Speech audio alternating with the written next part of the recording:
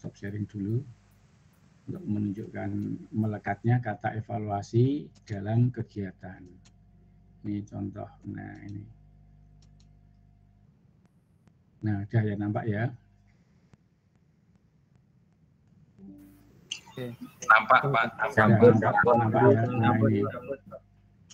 Evaluasi pelaksanaan program peningkatan kapabilitas manajerial kepala sekolah menengah kejuruan tahun anggaran 2021.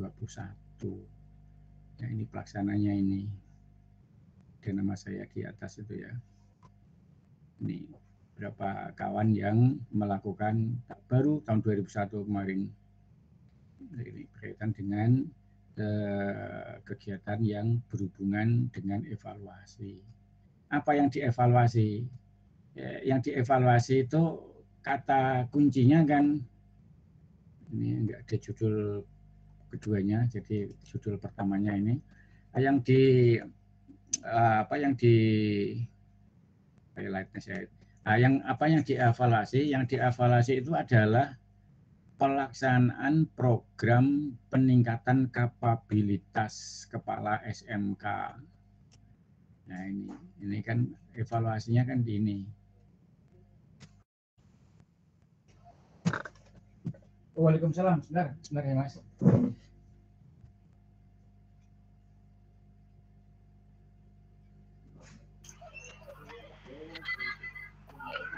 Monggo Mas menjelaskan. Monggo lanjut Pak Prasetyo. Mas Ayis. Monggo silakan Pak. Monggo ditahan dulu. Ya, ada tamu lagi itu. Ya maklum Mas. Jadi kalau kita lihat dari judul ini, yang dievaluasi itu apa sesungguhnya? Yang dievaluasi itu adalah pelaksanaan program peningkatan kapabilitas kepala SMK. Ini pelaksanaan program peningkatan kapabilitas SMK. Berarti kan kita tahu intinya program peningkatan kapabilitas manajerial itu apa sih? Nah, ya kan bisa dipetani seperti itu. Ya, terkait dengan ini kan, pertanyaannya nanti kan program peningkatan. Nah, jadi peningkatan kapabilitas manajerial kepala SMK itu apa saja. Nah, dan jadi kalau kita lihat, misalkan di sini ya. Kalau kita lihat misalkan saya ketik ini di sini, misalkan ketik di sini, itu kan berhubungan dengan kapabilitas, peningkatan kapabilitas manajerial kepala SMK, itu kan. Nah, nanti kalau ditanya kan peningkatan kapabilitas manajerial itu apa saja?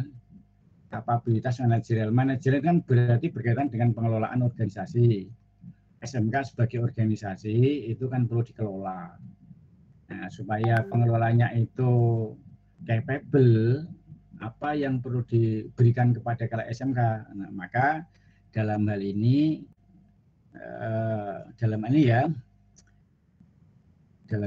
kan mestinya ini ada pelatihan bagi kepala SMK. Mestinya kan ini ya, ada pelatihan bagi kepala SMK. Nah, materi pelatihannya apa? Materi pelatihannya kan tinggal ditaruh di sini. Materi pelatihan supaya terjadi supaya kepala sekolah itu capable dalam mengelola organisasi.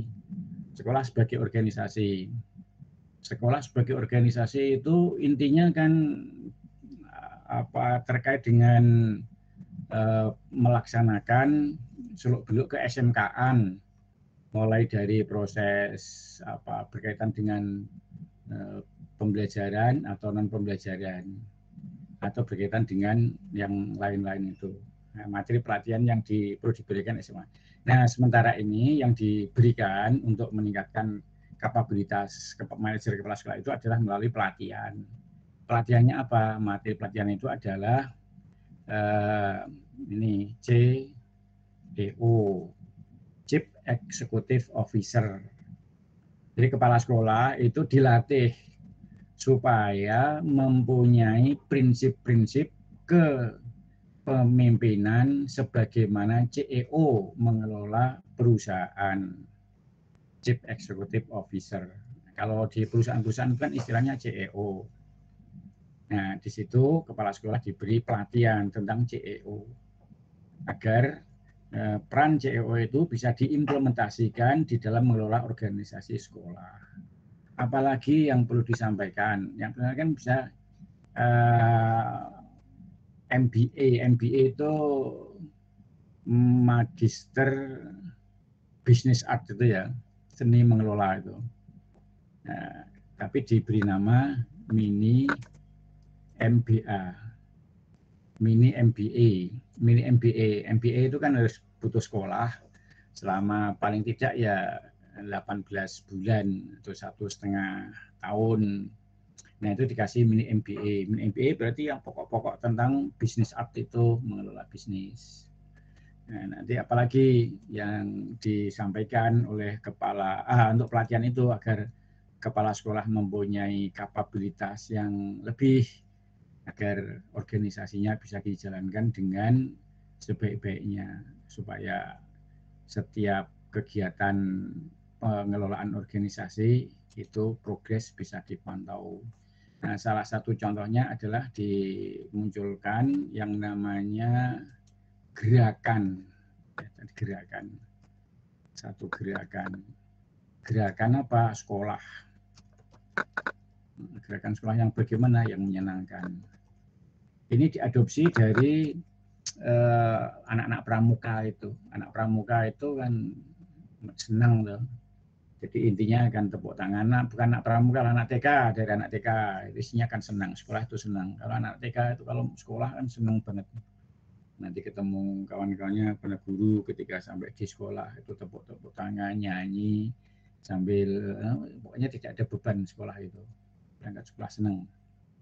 Kalau anak-anak bisa dilatih seperti itu terkait dengan sekolah menyenangkan di SMK, maka nanti harapannya akan dapat dicapai sesuatu yang lebih dari keadaan sekarang ini, sehingga tawuran itu menjadi berkurang, kegiatan nongkrong-nongkrong itu berkurang, geng-gengan itu berkurang, tapi fokus pada sekolahnya dan sekolah menyenangkan, tidak ada paksaan, tidak ada intimidasi, dan arahnya adalah memang untuk meningkatkan kompetensi, baik kompetensi secara kognitif maupun secara keterampilan atau psikomotorik.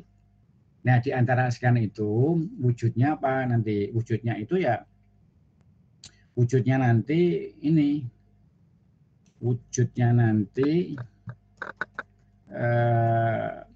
kalau tingkat organisasi ya, ini sekolah atau SMK dalam hari ini, nah, sekolah bisa mewujudkan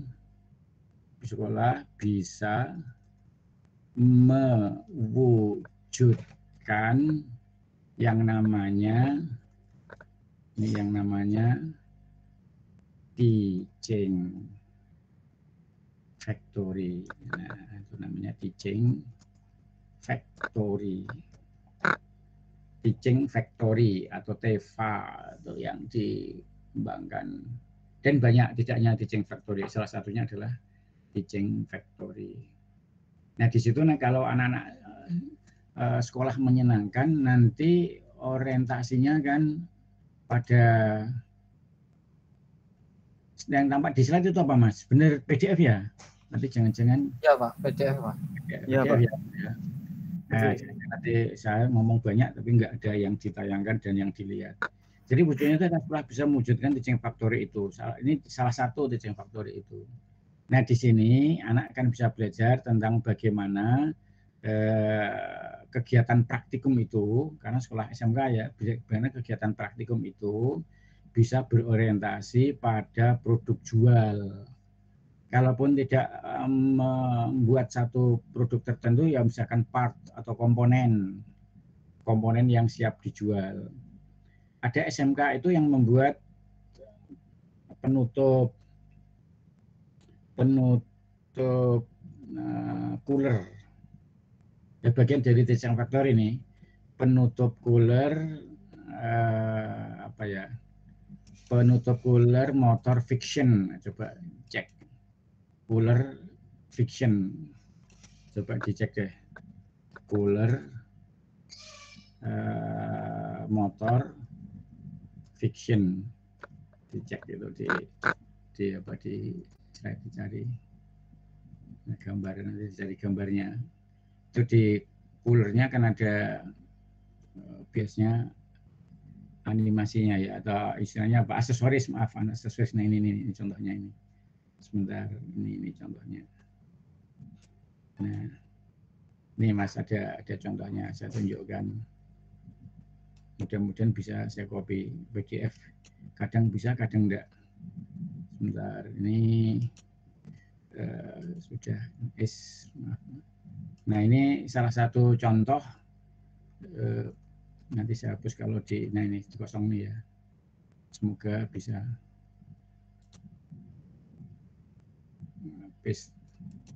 Nah, bisa Mas, ini kelihatan ya.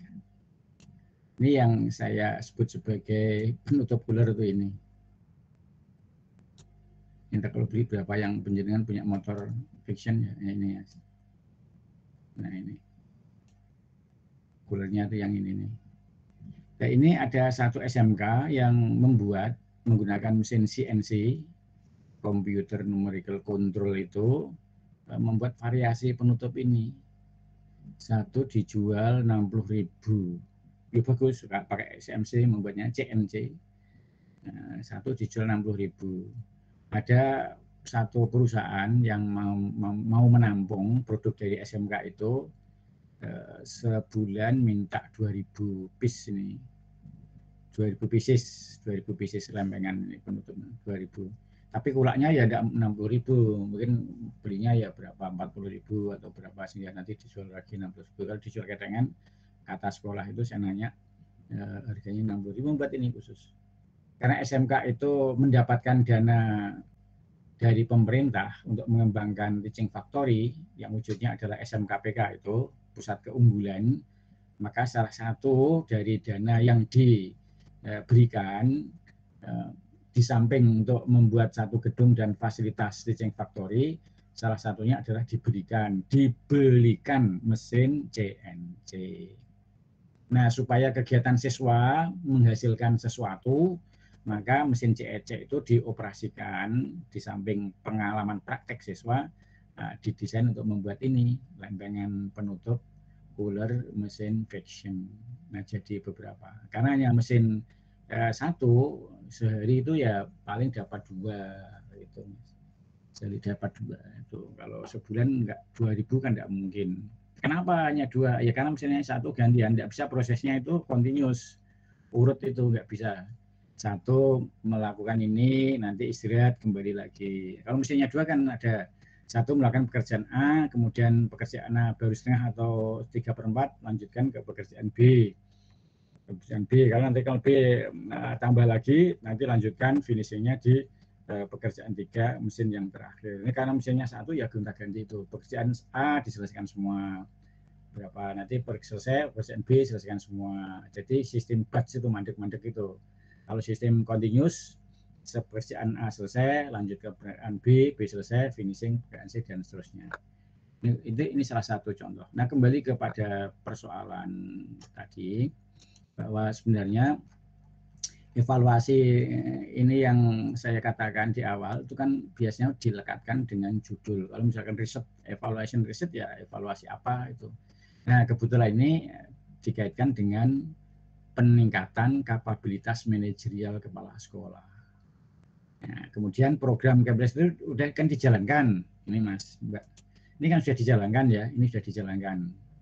Diberikan oleh kepala sekolah. Seluruh Indonesia ini Mas, kemarin itu. Seluruh Indonesia menerima ini. Nah, persoalannya atau pertanyaannya, apakah kepala sekolah-sekolah yang telah menerima pelatihan ini itu bisa mengimplementasikan kepada organisasinya di sekolah masing-masing. Organisasi ini sekali lagi adalah di sekolahnya masing-masing itu. Apakah bisa diimplementasikan di sekolahnya masing-masing? Nah, untuk mengetahui, ya perlu dilakukan evaluasi. Evaluasi kalau ini diberi nama sepertinya harus dievaluasi. Nah, caranya mengevaluasi bagaimana? Ya, pertama melakukan hunting data by kuesioner, menggunakan kuesioner yang bisa diisi oleh kepala sekolah. Kepala sekolah nanti mengisi bla bla bla bla. Kemudian yang kedua melalui cross check terhadap isian yang sudah dilakukan oleh kepala sekolah, bla bla bla bla, by interview. Nah, persoalan muncul apabila instrumen itu yang ngisi bukan kepala sekolah, yang mengisi misalkan KTU. KTU tolong isikan ini ada instrumen dari direktorat misalkan gitu ya, kebetulan ini kan direktorat SMK kan, direktorat SMK. Nah, direktur pembinaan SMK. Nah, nanti bilang tolong ini ada instrumen dari direktorat SMK diisi ya sesuai dengan apa adanya, tapi buat yang baik-baik saja. Misalkan kepala sekolah memerintahkan seperti itu, mau tidak mau kan kepala sekolah, kepala tata usahanya akan mengisi yang baik-baik saja. Nah, ketika diisi yang baik-baik saja, nanti kuesionernya kan tidak mewakili dari apa yang dialami oleh kepala sekolah. Nah, jadi datanya nanti kan data bias, tidak murni lagi. Padahal kita ingin mengetahui kapabilitasnya itu meningkat atau tidak setelah menerima berbagai pelatihan ini. Nah, oleh karena itu kemudian disusul dengan hunting data by interview. Yang diinterview kepala sekolahnya diinterview sendiri, staf-stafnya, misalkan baga-baganya, mungkin ada juga guru, ada juga misalkan ke tenaga kependidikan. Nah, itu baru nanti ditemukan. Kenyataannya memang pelaksanaan ini tidak pure akan meningkatkan kapabilitas. Kenapa bisa terjadi demikian? Ya, depend on the individual of the kepala sekolah itu sendiri.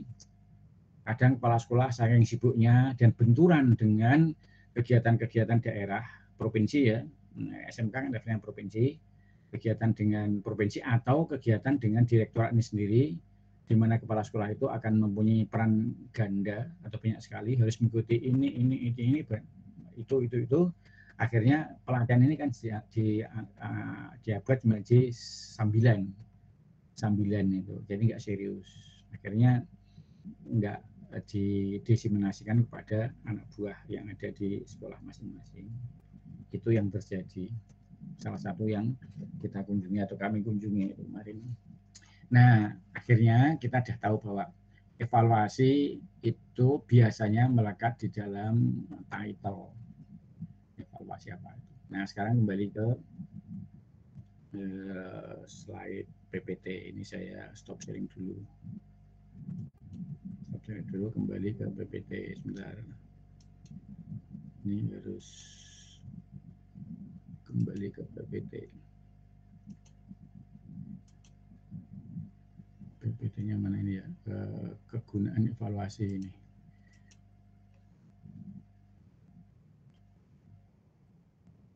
Oke, saya kira sudah muncul ya, muncul. Nah, kegunaan evaluasi tadi kan saya katakan akan digunakan untuk improvement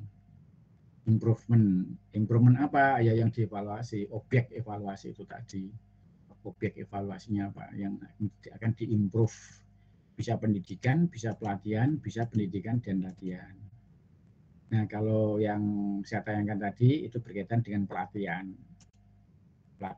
siapa yang dilatih kepala sekolah. Nah, pelatihannya apa ya, itu ada DOM, BA dan GSM tadi, itu yang baru. Nah, berikutnya arti program secara umum itu dapat diartikan sebagai suatu rencana. Program diprogramkan, direncanakan, diagendakan, disusun, itu adalah program. dapat diartikan sebagai suatu rencana atau perencanaan. A program is defined a set of resources and activities directed toward one or more common goal. Jadi program memang disebut sebagai ini set of resources and activities itu, jadi sekumpulan sumber dan kegiatan yang arahnya adalah ini directed one atau toward untuk mencapai salah satu tujuan atau tujuan yang sudah ditetapkan secara bersama itu. Nah, makanya di dalam pelaksanaan program itu ada target mestinya ada target. Maksudnya apa, tujuannya apa, dan sasaran targetnya apa, itu harus jelas. Nah, kalau itu sudah disusun, maka itulah disebut sebagai satu program. Nah, program yang ada kata-kata diversifikasi, set of resources and activities directed toward one or more common goal, satu atau beberapa common goal. Common itu kan bersama ya. Nah, mungkin ada juga yang bukan common goal, tapi goal-goal yang lain atau goal kedua, goal ketiga, dan itu bisa berbeda-beda. Makanya disebut sebagai diversifikasi. Diversifikasi itu kan artinya keanekaragaman. Jadi keanekaragaman yang berhubungan dengan goal itu. Maka di sini kita harus dapat bisa menetapkan bahwa program itu mempunyai maksud, mempunyai tujuan, maksudnya berguna, ada kegunaannya, tujuannya juga demikian, ada kegunaannya, sasaran pun juga ada kejelasan. Maksudnya berguna, tujuannya ada berguna, sasarannya juga jelas.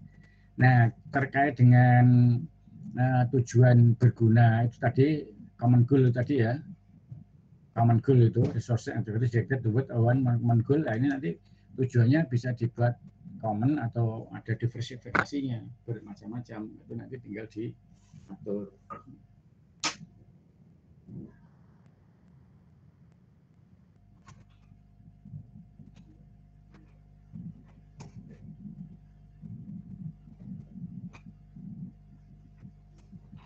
Lagi untuk bahan diskusi ini, bagaimana kita mengomunikasikan program kepada publik, bagaimana kita menyediakan informasi bagi pembuat keputusan, bagaimana menyempurnakan program yang ada, kemudian meningkatkan partisipasi. Jadi kalau kita kaitkan bahwa program itu sebagai set of resources and activities yang diarahkan untuk satu atau beberapa common goal, maka bagaimana program itu bisa dikomunikasikan kepada publik. Kemudian adakah program-program yang sudah direncanakan, ada informasi bagi pembuat keputusan ini, menyediakan informasi bagi pembuat keputusan. Pembuat keputusan ya ingat pada minggu yang lalu terkait dengan konsep pada minggu yang lalu itu kan wujud hasil evaluasi ya kan, hasil evaluasi berkaitan dengan program, hasil atau wujud hasil evaluasi sebagaimana yang sudah kita sampaikan di minggu yang lalu itu kan ada 4 paling tidak. 1 menghentikan, yang kedua merevisi, yang ketiga melanjutkan, dan yang keempat adalah menyebarkan. Stop, kemudian revise, kemudian continued dilanjutkan, atau spread diluaskan. Diluaskan itu ya ditambah materinya atau penerima programnya itu dari berbagai segmen yang berbeda. Dan ada 4 hal ya. Stop, revisi, lanjut, atau sebarkan. Nah, kalau ini bahan diskusi ya, mengomunikasikan program kepada publik itu bagaimana itu ya, menyediakan informasi bagi pembuat keputusan. Kalau misalkan tadi konteksnya evaluasi, kan rekomendasi itu dipakai sebagai bagian untuk decision maker, membuat keputusan. Jadi kalau membuat keputusan atas dasar informasi yang tersedia, informasi itu berasal dari evaluasi, ya itu akan menjadi lebih kuat, menyempurnakan program yang ada dan meningkatkan partisipasi. Ya, berikutnya, hasil evaluasi yang pokok adalah rekomendasi, saran, atau masukan. Hasil evaluasi yang pokok, berkali-kali saya sampaikan, itu adalah rekomendasi, saran, dan masukan. Nah, dengan demikian kalau kita bisa mendapatkan rekomendasi atau saran atau dari masukan sebagai decision maker, akan lebih mudah karena memang hasil dari evaluasi itu bisa dipertanggungjawabkan karena sudah melalui berbagai kajian atau penelitian atau research yang ada, sehingga dalam menentukan kelanjutan dari program itu bisa ditentukan. Nah, penyedia informasi bagi pembuat keputusan itu dapat dikelompokkan menjadi 3 macam. Penyediaan informasi bagi pembuat keputusan. Pertama, sebagai petunjuk. Ini strategi, prosedur, bentuk, atau model diklat. Petunjuk strateginya bagaimana, prosedurnya, bentuk atau model diklatnya. Kemudian hasilnya menguntungkan atau tidak menguntungkan, faktor pendukungnya dan faktor penghambatnya. Masing-masing bisa diketahui nanti dari ketiga ranah ini. Maka bagi pembuat keputusan itu, penyedia informasi bagi pembuat keputusan, jadi desain makernya itu ini kan, nah ini informasi ini bagi pembuat keputusan itu kan dikategorikan menjadi ini sebagai petunjuk, informasi ini sebagai petunjuk. Kemudian informasi itu tadi menunjukkan sebagai hasil nanti kan bisa dikatakan menguntungkan atau tidak. Kalau menguntungkan kan berarti bisa dilanjutkan. Kalau tidak menguntungkan, nah dikaji lanjut atau diperbaiki. Jadi ada 4 hal tadi: lanjut, revisi, stop, revisi, lanjut, atau sebarkan. Dan informasi yang disediakan itu juga bisa menunjukkan adanya faktor-faktor pendukung dan faktor-faktor penghambat. Ya. Terkait dengan hasil evaluasi berikutnya yang berkaitan dengan berdasarkan hasil evaluasi, ya ini tadi yang sudah saya katakan tadi, berdasarkan hasil evaluasi, what next to itu ya, apa berikutnya. Jadi tadi yang katakan stop, revise, continuous, atau spread gitu. Nah, dihentikan, direvisi, dilanjutkan, atau disebarkan. Hanya ini kalau kita melaksanakan satu program tadi adalah perencanaan itu ya, dengan satu atau common goal itu sudah dilaksanakan, atau contoh tadi evaluasi pelaksanaan program pelatihan peningkatan kapabilitas tadi kan juga demikian yang saya tunjukkan dalam contoh PDF tadi. Hasil evaluasi itu akan dapat diketahui ini program ini lanjutkan enggak. Padahal yang menerima pelatihan tentang CEO atau mini MBA atau GSM, gerakan sekolah menyenangkan, bagi kepala sekolah seluruh Indonesia kan enggak banyak. Padahal kepala sekolah SMK di Indonesia kan jumlahnya kan puluhan ribu. Ya kalau tidak mau puluhan ribu ya menyentuh angka 10.000 lah. Kalau tidak salah saya itu untuk sekolah ini sekitar 9 ribuan berapa ya. Atau malah saya data lama itu. Nah itu kalau yang dilatih jumlahnya kan tidak banyak, tidak sampai 1.000. Ingat saya karena terlibat itu ada 452 apa 56, saya lupa ingat. Tapi yang jelas 450-an lebih sedikit itu. dibandingkan dengan yang lain yang belum menerima pelatihan.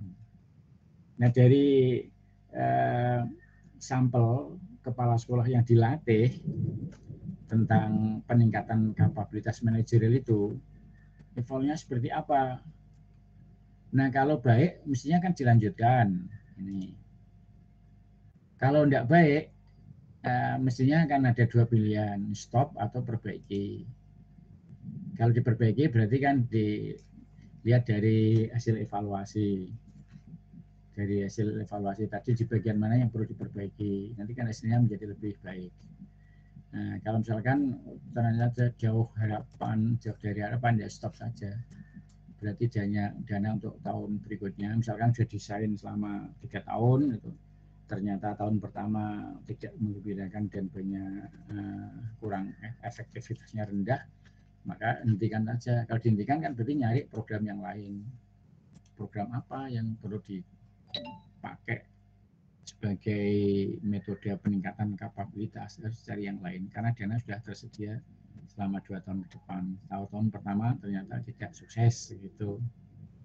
Nah, kalau dari evaluasi itu ternyata menggunakan, ya kontinu lanjutkan saja untuk jumlah peserta yang lebih banyak atau peserta yang dikategorikan sebagai sekolah-sekolah tidak penerima bantuan tetapi mempunyai reputasi yang baik. Kan ada sekolah menerima bantuan dari pemerintah itu banyak kan, program yang diperoleh, ada SMK bantuan apa, ada bantuan apa. Mereka yang tidak mendapatkan bantuan coba diminta supaya mereka bisa eksis dan seterusnya. Nah, yang keempat ya disebarkan atau spread, itu artinya ya namanya spread itu kan ya berarti diperluas kan. Nah, itu bisa jadi nanti materinya yang ditambah karena dirasa itu sudah memadai, kemudian bisa diperluas untuk apa kegiatan yang lain selain peningkatan kapabilitas manajerial. Ini ada salah satu contoh buku Learning for Jobs. Learning for Jobs. Nah, ini berkaitan dengan synthesis report of the OECD Review of Vocational Education Training Job. Kemudian ini di dalam buku ini ada satu yang ditunjukkan. Ini yang ditunjukkan itu ini, Mas. Ini yang ditunjukkan ini. Vocational Education and Training as a share of upper secondary sector. Ini kan ada yang abu-abu terang, percentage of student in combining school and work-based school and technical program. Ini presentasi of student, presentasi siswa in combined, terkombinasi school and work-based vocational and technical program. Jadi ada dua program yang dilaksanakan sekolah dan school and work-based vocational. Jadi ini work-based itu didasarkan pada kerja ya, kerja sekolah dan kerja ya tadi wujudnya adalah TEFA tadi teaching factory dan technical program. Technical program itu bisa didapatkan dari luar. Misalkan praktek industri atau magang atau apprenticeship tadi yang saya sebut di atas tadi. Apprenticeship mana nggak ada di sini ya. Apprenticeship ini kayaknya di sini tadi. Nah ini apprenticeship itu yang ikut di sini apprenticeship.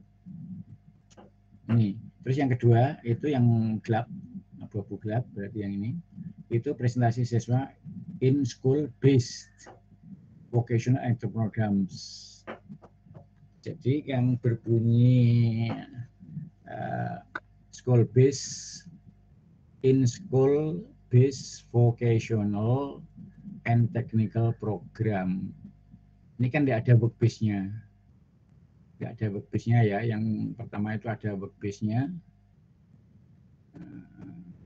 Review. Jadi yang pertama itu ada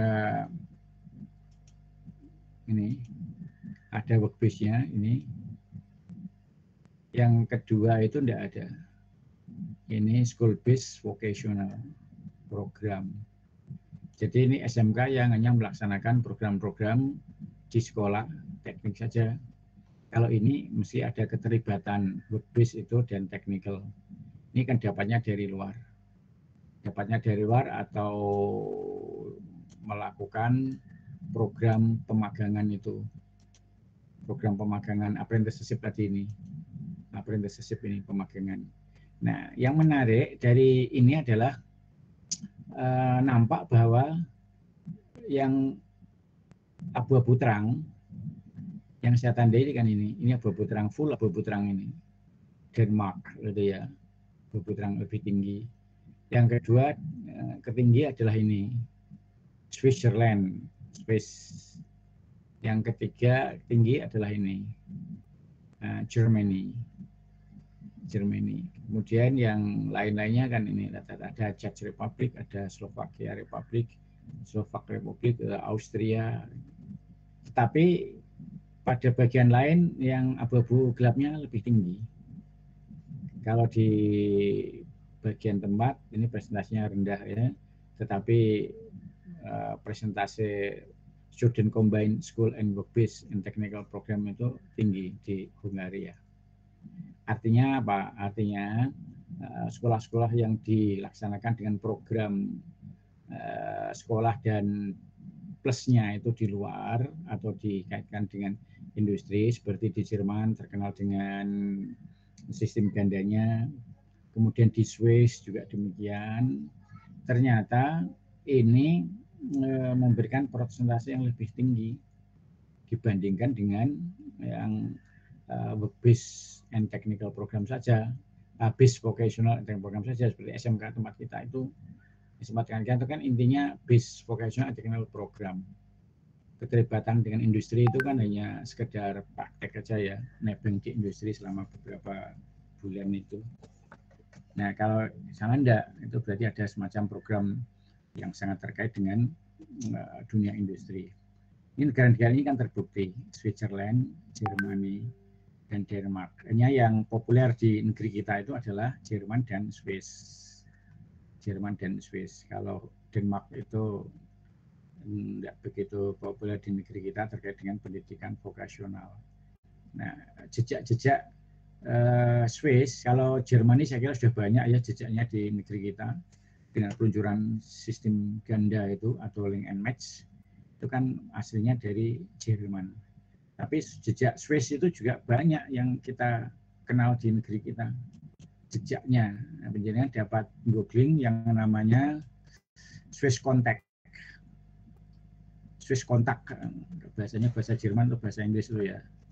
Swiss Contact. Itu jejak pengembangan sekolah vokasional di Indonesia. Swiss Contact. Jejak pengembangan sekolah di Indonesia. Itu coba nanti dicek apakah masih jejaknya bisa dilihat Swiss Contact itu. Karena memang diketahui terkait dengan pengembangan vokasional di Indonesia itu salah satunya adalah memang Swiss dan tidak boleh dicampur-campuri. Nah, salah satu ini kolaborasi Kemenpering dan Swiss Cam Indonesia dukung, bukan Swiss Cam, Swiss Contact lah itu ya. Ini sebentar, kalau Swiss Contact itu we create opportunities. Salah satu jejak yang saya tahu, kata Pak Prof. Ahmad PH itu salah satunya ada di Solo, Semarang, ADMI itu kelihatannya ada kaitannya dengan Swiss Contact itu. ADMI Solo itu kata Pak Selamat PH dulu. ADMI Solo. Nah, ADMI Solo itu ya ada kaitannya dengan Swiss Contact. Kalau di Semarang itu ya PIKA. PIKA itu pusat industri kayu atas. Nah, itu adalah jejak-jejak Swiss kontak itu. Jejak-jejak Swiss kontak. Nah, ADMI Solo ini kalau penjelasan menggoogling kan dari Swiss kontak itu kan banyak diketahui berkaitan dengan kerjasama dengan Swiss. Nah ini yang di Indonesia yang seingat saya itu PK Semarang. PK Semarang. Kalau di Solo itu mungkin ADMI kata Pak Slamet masih enggak, saya tidak tahu ini. Solo. Ini khusus perkayuan ini. Sekarang menjadi SMK PK, namanya SMK PK. Ini kan tidak ada embel-embelnya. Dulu pada saat awal-awal bekerja sama dengan Swiss itu ada embel-embelnya, hanya PK itu aja. Pusat pendidikan, P itu pendidikan industri kayu atas. Jadi setingkat SMA. Pendidikan industri kayu atas. Tempatnya itu di Semarang, khusus perkayuan ini. Coba aja googling nanti kan. Oke, Pak, terus Pak. Oke, sekarang berubah menjadi SMK PK Semarang. Ya. Nah, ini jejaknya jejak Swiss kontak. ADMI juga katanya seperti itu. Nah, ini dapat dilihat bahwa memang Swiss mempunyai kecenderungan pembelajaran yang terkombinasi antara kegiatan di sekolah dan di luar. Kalau kita bisa mewujudkan sebagaimana program yang saya tayangkan lewat PDF tadi, kapabilitas, itu kan arahnya kepala sekolah mempunyai kreativitas dalam mengelola sekolah, kemudian mempunyai komitmen yang kuat mengembangkannya sebagaimana pengelolaan industri, maka TEFA, Teaching Factory di masing-masing sekolah itu kan maju. Kalau TEFA-nya maju, maka anak-anak belajar itu kan jadi seneng karena hasil karyanya bisa dipajang, dijual, hasil penjualannya bisa untuk meningkatkan BBM terus begitu. Nah, yang sukses diantaranya adalah PK dan ADMI itu. Tapi kebanyakan sekolah-sekolah negeri di Indonesia belum, meskipun ada juga yang baik. Kegunaan evaluasi. Kegunaan evaluasi itu pertama dapat mengkomunikasikan program kepada publik, menyediakan informasi bagi pembuat keputusan, menyempurnakan program, meningkatkan partisipasi. Kayaknya tadi sudah ya ini ya. Kayaknya di sini nih. Udah tertulis ulang. Kegunaan evaluasi program, mengkomunikasikan program kepada publik, menyediakan informasi bagi pembuat keputusan, kemudian menyempurnakan program dan meningkatkan partisipasi. Ini sudah tadi saya sampaikan. Objek evaluasi program. Objek keberhasilan program tidak terlepas dari sisi pelaksanaan. Nah, contoh nyata ya itu tadi PDF yang saya sampaikan ke panjenengan. Kalau bentar supaya ini bisa enggak ya di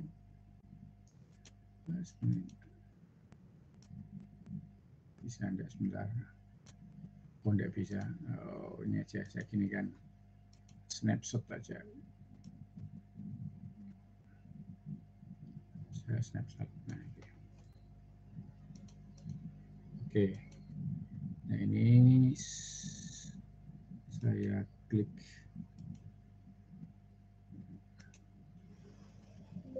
Yes. Nah, ini tadi yang saya snapshot itu. Ini tadi kan peningkatan kapabilitas manajerial kepala sekolah. Nah, objek evaluasi tidak terlepas dari sisi pelaksanaannya.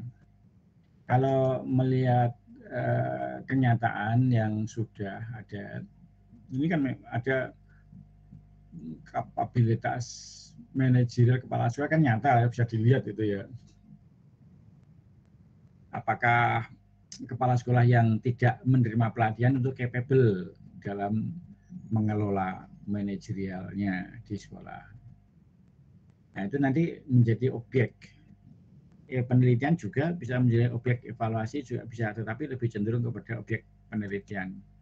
Nanti datanya adalah membandingkan kepala sekolah yang telah menerima pelatihan ini dan kepala sekolah yang belum dengan objeknya adalah kapabilitas manajerial. Jadi kapabilitas manajerial adalah variabel independen, kemudian kepala sekolah yang setelah menerima penelitian dan yang belum menerima penelitian adalah dependent. Nah, dengan demikian kita dapat mengetahui kapabilitas manajerialnya itu. Makanya saya katakan bahwa keberhasilan program tidak lepas dari sisi pelaksanaannya. Evaluasi program menyangkut beberapa hal terkait dengan kualitas masukan, proses, dan hasil pelaksanaan. Ini yang beberapa waktu yang lalu saya sampaikan ini. Evaluasi program menyangkut beberapa hal terkait kualitas masukan, proses, dan hasil pelaksanaannya. Konteks input, proses output, outcome. Nah, P-nya ini salah ini P-nya ada di sini ya, bukan yang terbalik ini. Konteks input, proses, output atau produk ini. Output atau produk CIPP garis miring O dan O. Ini salah nulis saya ini. Nah, mestinya ini adalah CIPP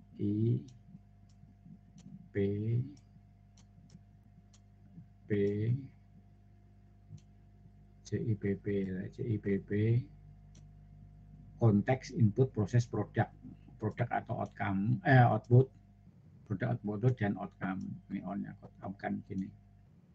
Menyangkut beberapa itu evaluasi program menyangkut beberapa hal terkait. Jadi nanti bisa dilihat dari konteksnya, inputnya, proses, outputnya atau outcome. Nah, kalau ini saya kira bisa, tapi outcome itu pekerjaan berat karena harus melihat kiprah dari output sesudah mengikuti proses, ya kan? Input sesudah mengikuti proses kan ada hasilnya kan mesti tersebarnya kalau misalkan guru atau kepala sekolah kan berbagai daerah. Nah, kiprahnya di luaran, ya itu yang kita ingin ketahui outcome-nya. Tapi kan agak berat ini dan membutuhkan waktu, tenaga, dan biaya yang tidak sedikit dan murah. Ini objek evaluasi program, tidak lepas dari sisi pelaksanaannya. Nah, kalau kita lihat objek terkait menekankan pada penilaian. Nah, ini kalau misalkan terkait dengan objek terkait menekankan pada penilaian, kita perbesar. Nah, terkait dengan penilaian. Kecil 14 dibuat menjadi 20 bisa dilihat 20 aja ya, ini saya kecilkan yang ini. Nah, saya kecilkan dikit. Berubah menjadi 32. Evaluasi masukan. Kalau terkait dengan ini tadi ya, input. Jadi apa saja sih yang terkait dengan input yang akan kita evaluasi? Nanti proses juga demikian, apa sih yang terkait dengan proses? Nanti wujudnya kan pada instrumen. Wujudnya nanti adalah pada instrumen. Sehingga evaluasi masukan. Ini kan pertama karakteristik peserta didik, misalkan tuh. Kelengkapan dan keadaan alat, media dan fasilitas. Kualitas dan kesiapan instruktur, materi dan bahan, strategi dan metode, keadaan lingkungan. Kemudian yang terkait dengan fasilitas apa? Ini kan berkaitan dengan masukan atau input ini ya, termasukan input. Yang terkait dengan fasilitas terkait dengan instruktur analisem. Berarti kan ini tetap bagian dari input atau masukan. Ini juga bagian dari input atau masukan. Nah, kalau kita gali lebih dalam, fasilitas itu kaitannya dengan apa saja, bla bla bla bla bla. Kriteria instruktur atau narsum itu berkaitan dengan apa, bla bla bla bla. Nah, ini wujudnya nanti menjadi instrumen. Wujudnya nanti akan menjadi instrumen. Makanya dalam penyusunan instrumen itu ada yang disebut sebagai aspek, kemudian indikator. Ada aspek dan indikator. Indikator nanti berubah menjadi atau bukan berubah, dikembangkan menjadi butir atau item. Jadi ada aspek, ada indikator, dan butir atau item. Nah, butir inilah yang akan mengisi jawaban. Butir inilah yang akan mengisi kuesioner yang harus dijawab. Yang harus dijawab oleh siapa respondennya. Gitu. Jadi ada aspek dulu, kemudian ada indikator. Indikator adalah pengembangan butir atau item. Kalau misalkan berkaitan dengan fasilitas, indikatornya apa fasilitas? Fasilitas itu aspeknya fasilitas ya, aspek fasilitas. Nah, indikator yang terkait dengan fasilitas apa? Sebutkan bla bla bla bla bla, nanti berubah atau dikembangkan menjadi butir atau item. Nah, item-item ini yang akan direspon oleh responden. Jadi dari hasil itu nanti kan ditulis itu dihitung sebanyak responden mengisi fasilitas, nanti jawaban yang paling jelek itu adalah menjadi catatan. Kemudian dianalisis menjadi paling jelek itu kan menjadi catatan, dianalisis atau kelemahan dari sisi fasilitas, akhirnya muncul rekomendasi. Rekomendasi berbunyi fasilitas dalam pelaksanaan pelatihan bla bla bla bla berdasarkan data yang dikumpulkan dari responden menunjukkan misalkan hanya 30% puas terhadap fasilitas yang diberikan, sementara 30% menyatakan belum puas. Oleh karena itu, untuk memperbaiki fasilitas disarankan sebagai berikut bla bla bla bla. Nah, jadi sarannya.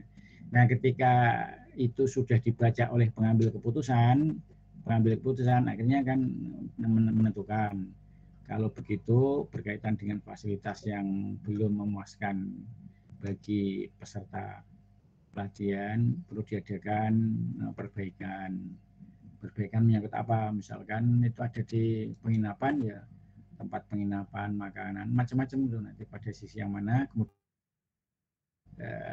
tulis lagi kriteria itu akhirnya ditentukan. Kita pelatihan perlu di luar dengan catatan misalkan hotel bintang 3 atau kalau tidak hotel bintang 3 ya tempat-tempat diklat yang memadai. Itu ya nanti.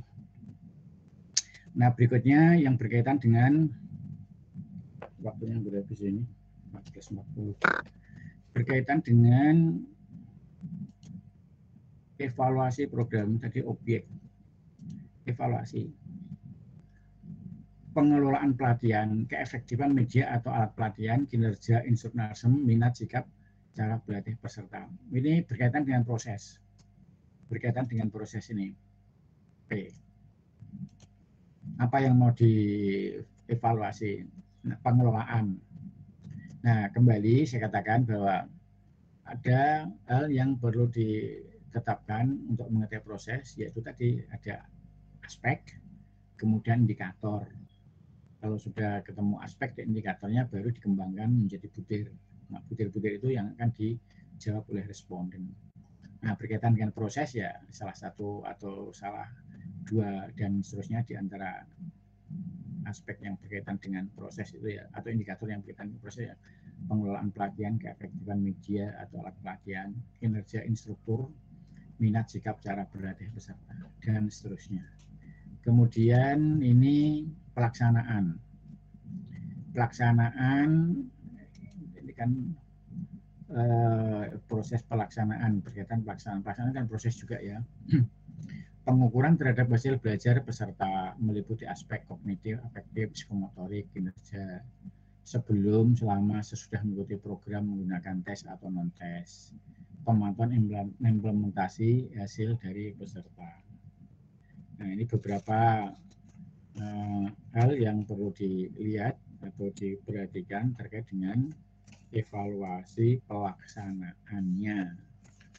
Ini tadi ada kaitan dengan beberapa aspek gitu ya, kognitif, afektif, psikomotorik, kinerja, ada kegiatan sebelum, selama, sesudah, sebelum kan pra atau selama dan sesudah atau pre dan pasca atau selama pasca mengikuti program dengan menggunakan apa tes atau non tes ini masalah berkaitan instrumen, kemudian pemantauan implementasi.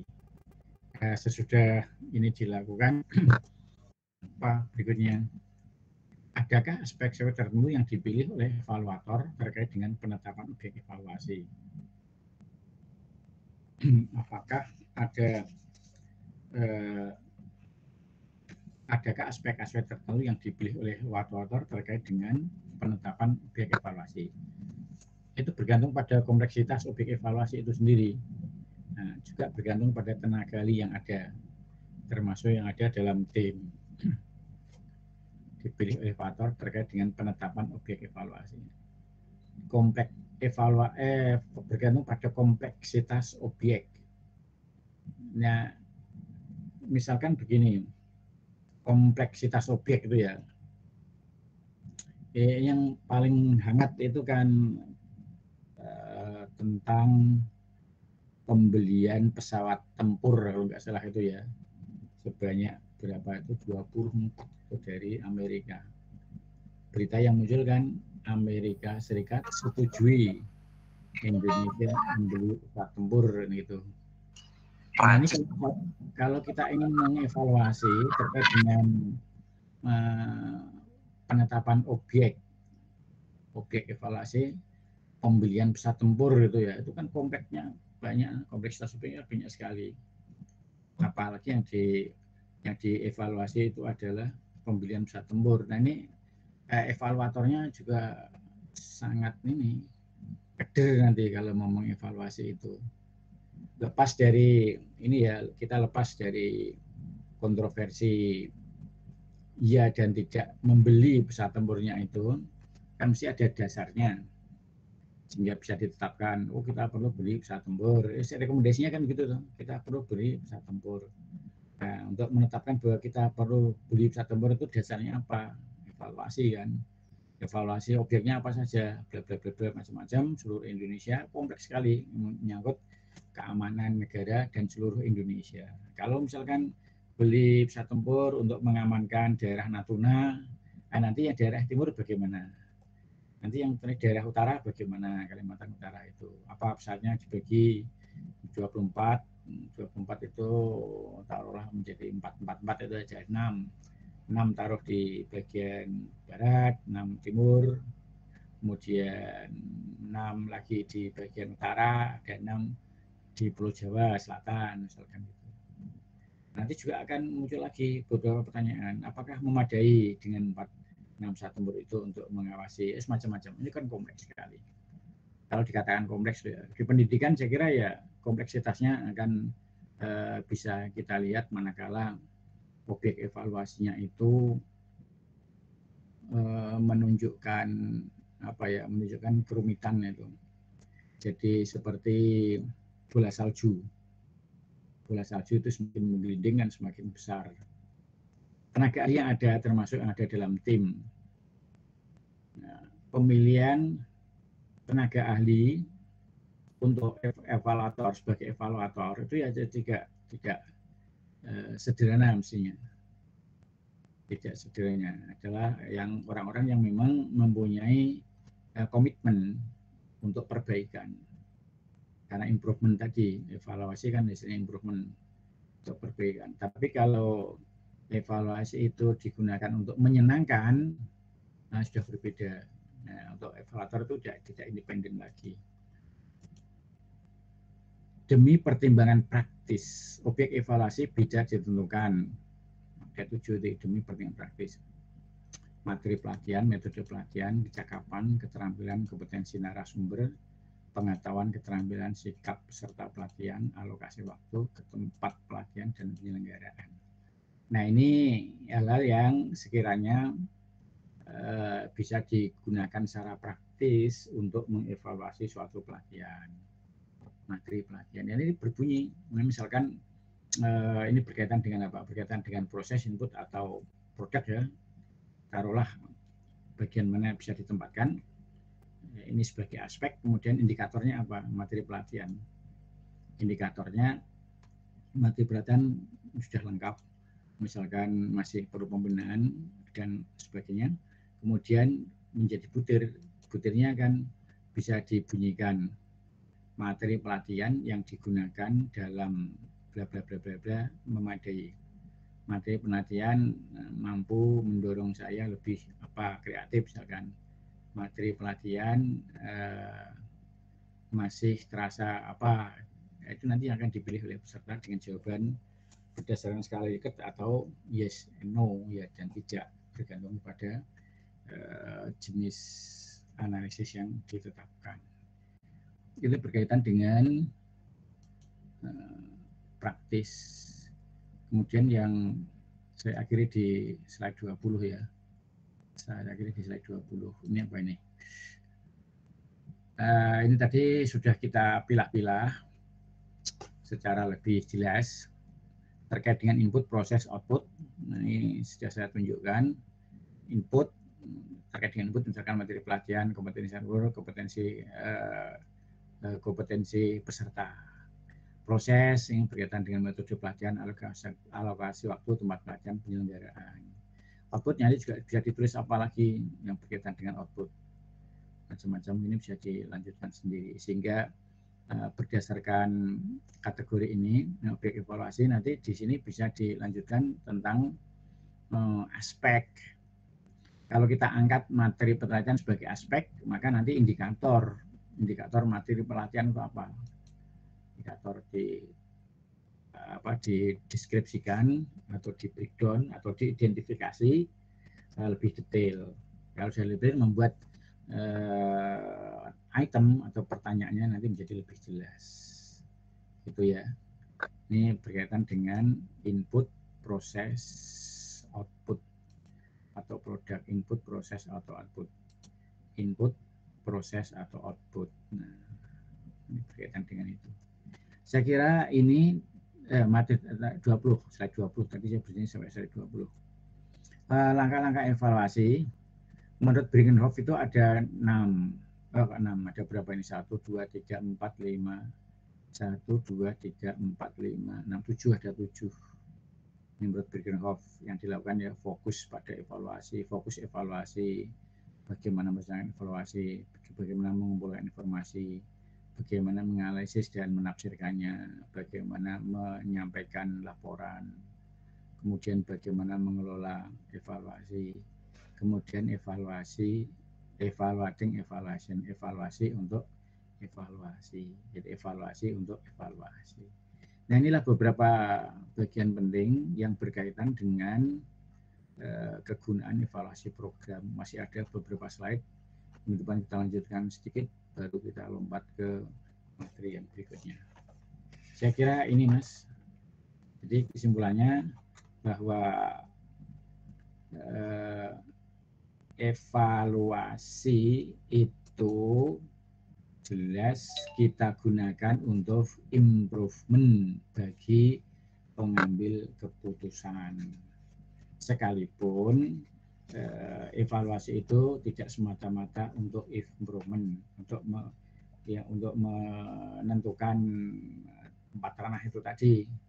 Tapi kan ujungnya sama bagi decision making terhadap adanya pelatihan.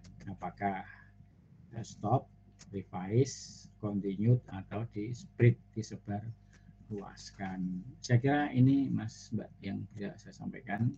Jam 2:47, dengan masih kuliah lagi nanti jam 3.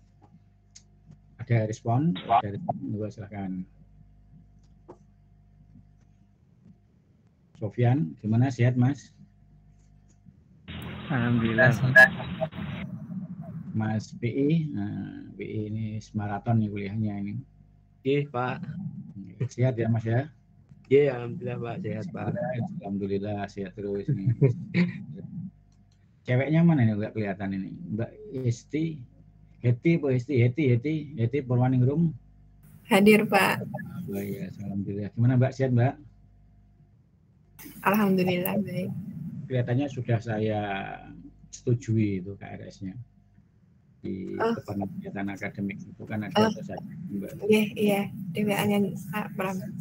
Iya, itu ada beberapa nama kan yang ada nama Heti, ada siapa lagi yang untuk S2 itu. Mas Nur Rohim, kita sapa lagi. Mas Nur Rohim. Ya Bapak. Ya, alhamdulillah. Sehat Mas? Alhamdulillah sehat Bapak. Yang nggak punten kalau ya Bapak. Oh, enggak apa-apa. Siapa lagi ini? Mbak Yuli Andani ini, Pundong, gimana Mbak Yuli? Yuli Andari. Ya, sehat Pak. Alhamdulillah. Ya. Siapa lagi ini ya? Oh, Ina udah lama enggak siapa ini? Ina Siti. Hadir Pak. Masih di mana? Bandung. Oh, di Bandung. Di Bandung siapa lagi ya yang ada satu lagi? Oh, yang anak S1 kayaknya. Namanya juga. Nah. Baik, kalau tidak ada respon, saya cukupkan sekian. Penjenengan masih ada prepare untuk kuliah berikutnya. Mohon maaf atas keterlambatan saya tadi menyampaikan karena ada tamu sejak tadi malam di rumah saya menginap baru saja tadi saya masuk ke sekolah. Matur suwun, mohon maaf.